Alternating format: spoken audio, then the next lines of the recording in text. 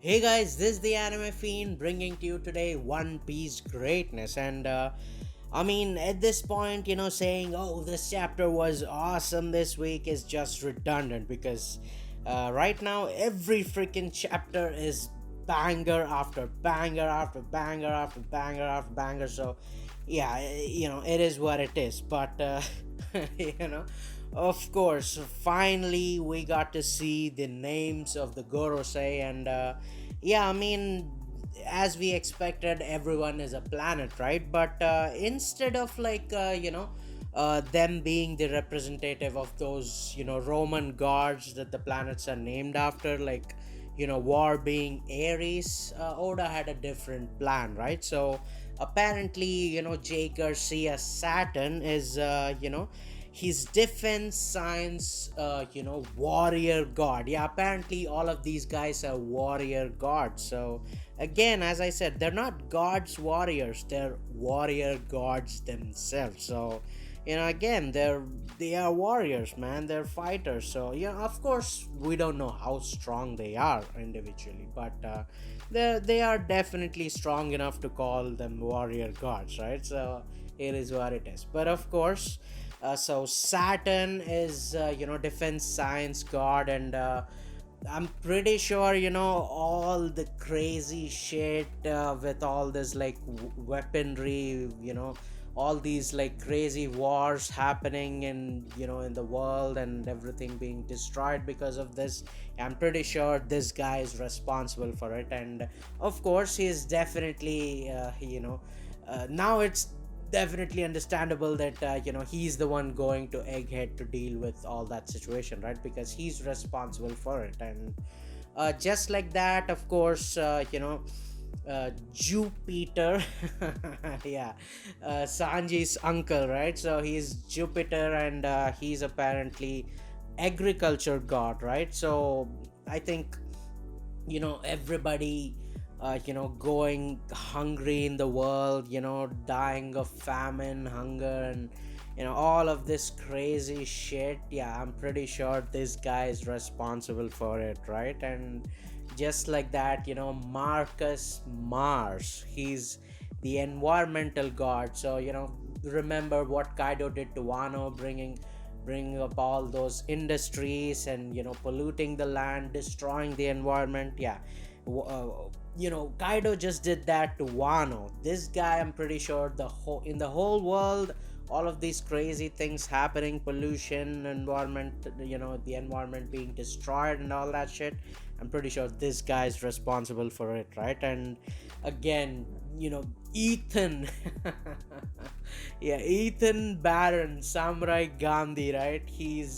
He's the financial god, right? So this guy is responsible for poverty in the world, people dying of not being able to afford shelter, food, clothes, basic living needs, people not able to buy anything, people dying of poverty. Yeah, this guy is responsible for it. But of course, my favorite is Justice Warrior God Valkyrie, right? So yeah, this guy is responsible for all of the injustices going on in the world. So yeah, I'm pretty sure these guys have done some crazy shit, man. So yeah, it is what it is. And at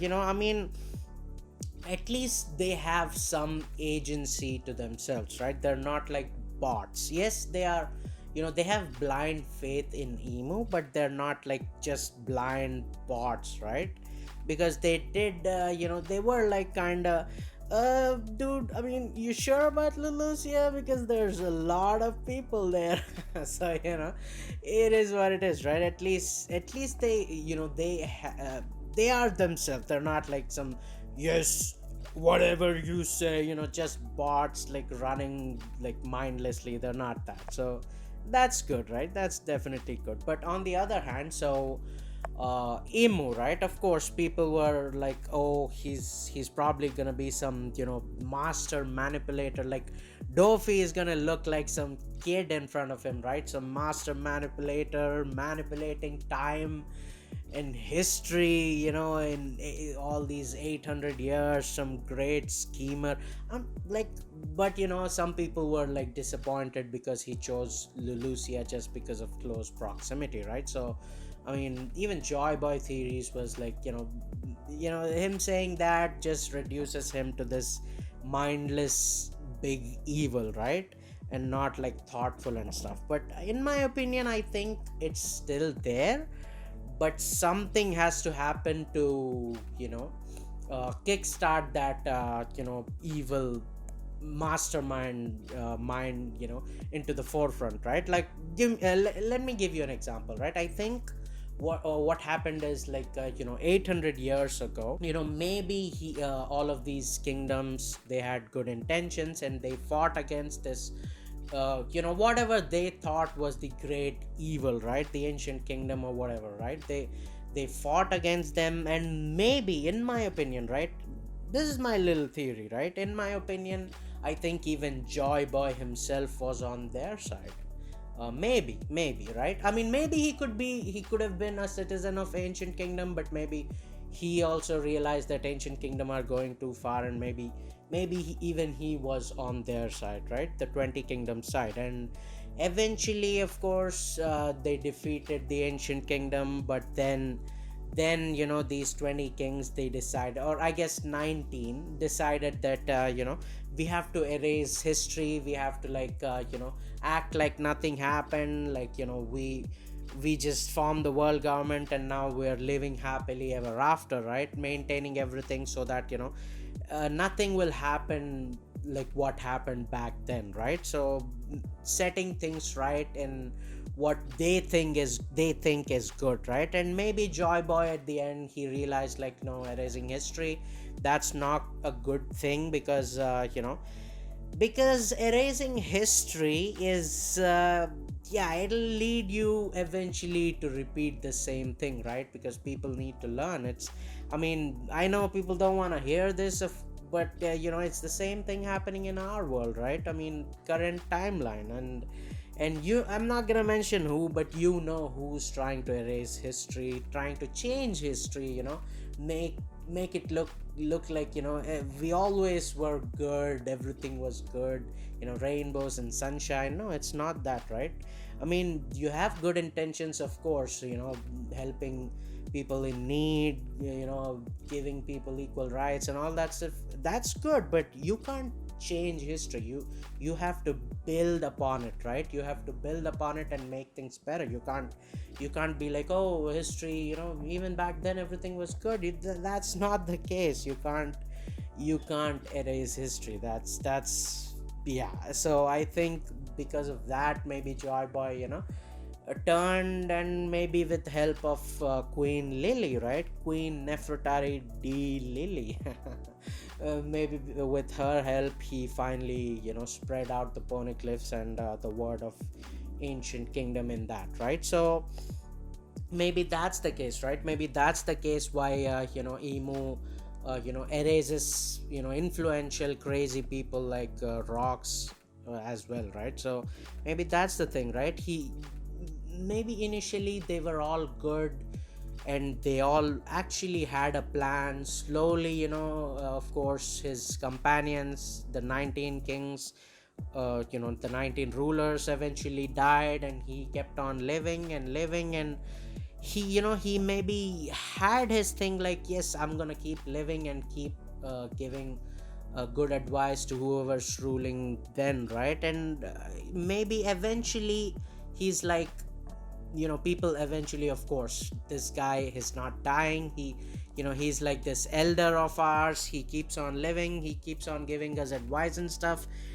So people eventually will think like, oh, he's a god, right? So he's he doesn't have to justify himself. And maybe eventually he stopped giving the reason, right? He stopped giving reason, why he's doing what he's doing, right? So eventually it just became like giving orders, and slowly he slept away, and I mean, slipped away into like being emotionless and just giving out orders. But back in his mind, back in his subconscious, he still has his reason, right? So maybe it keeps on going, and then eventually something will happen to awaken it, right? Just like what happened with Kaido. You remember, Kaido was this mindless brute, just making people slave away with manufacturing these weapons, these smiles and all that shit. And eventually what happened, Luffy came and gave him a fight that he was waiting for, right? And what happened,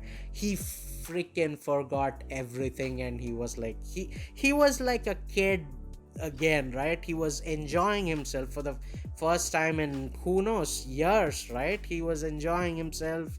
he was like he was like a complete different person from what we saw initially, right? So maybe that's what's needed for Emu as well, right? Maybe eventually he's gonna come against Luffy, and then he's gonna go back to being his actual self. I mean, I'm not saying he's gonna be a good guy. I mean, Kaido wasn't a good guy either, but I think he's gonna be alive again because of Luffy, and remember why he's fighting this fight, right? So I think that's gonna be the case, right? So yeah, I guess wait for that, man. I mean, even if my initial story wasn't like gonna happen, like maybe his backstory is a little bit different, but I think this is definitely the case, that right now he's just this emotionless being, and you know interacting with Luffy, eventually he's gonna turn into like his previous self, right? So yeah, I think that's definitely gonna happen. But of course, on the other hand, we also saw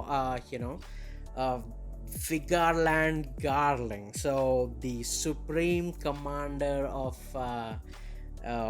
the God Knights, and apparently he was the former king of God Valley. Holy shit, man! Even that is freaking crazy, man. So I mean, if he was the king of God Valley and he's now the supreme commander of the God Knights, then I'm pretty sure he is a fighter, right? And maybe during God Valley, he also, at least in my opinion, he also fought alongside, Roger and Roger Pirates, Garps and Marines, and all those people against the Rocks Pirates, right? And again, this one I'm not too sure, but maybe he's the one who scarred Whitebeard, that Whitebeard was mentioning it to Shanks, right? Like, those scars are aching when I see you, right? So maybe that's the case, man. Maybe that's the case. But yeah, I'm pretty sure he's freaking strong, though. Yeah, that's definitely gonna be the case, right? Now on the other hand, Oda once said, Lurking Legend is a meme at this point, right? But Oda did mention like Lurking Legend is gonna be somehow related to Whitebeard, so maybe it's him. But again, mentioning him separately when Emo is already there, because I think he's gonna fight in the final war alongside Emo and the Celestial Dragons, right? So I'm not sure why single him out separately. I don't know, maybe whatever, but yeah, it is what it is, right? Yeah. Anyways, you guys comment down, what do you guys think about all of this crazy freaking shit, man? I mean, yeah, Endgame One Piece, again, I keep saying this, but Endgame One Piece is freaking phenomenal, man. This is awesome. And yeah, I mean, Celestial Dragons are, they keep on getting freaking awesome. Like, now there's Emo, there's these Gorosei are like warrior gods, there's God Knights and all this shit. So yeah, the I mean, the Mother Flame, like, whoa, man. Vegapunk, like, I mean, again, Vegapunk is also like some weird crazy person, right? Like, he's gonna invent anything if if he keeps on getting his funding for his further research, right? So he'll even make crazy weapons for the world government. The Seraphim, there's new Seraphims, of course. We saw Crocodile, Doflamingo and Moria, so all 7 warlords, there's Seraphims. I thought there's only 4, but now it's confirmed that all original 7 warlords have their Seraphim. So Who else has their Seraphim, right? I mean, are we actually gonna see Kaido Seraphim and all that shit? Like, dude, that's gonna be like, oh my god. Because, I mean, they also had Roger's body, right? I mean, yeah, 24 years ago, but still, like, so, like, are we gonna see, like, Luffy and company fight like Roger Seraphim, Kaido Seraphim, and all that shit? Like, that's gonna be nuts, right? So, I mean, at least I hope. I mean, I don't know what I hope. I don't know. Regarding Seraphim, I don't know what's gonna be the case, right? I just hope they're not the strongest. I still hope that the God Knights, Gorosei, and Emu are the strongest, right? So that's all I hope. But anyways, you guys comment down. What do you guys think about all of this crazy shit? Like, yeah, everything, man. What's gonna happen? What do you think? Whatever. Just comment down, and yeah, check out my manga recommendations, man. I think I, give good manga recommendations. I think so. But anyways, as always, until next time, peace.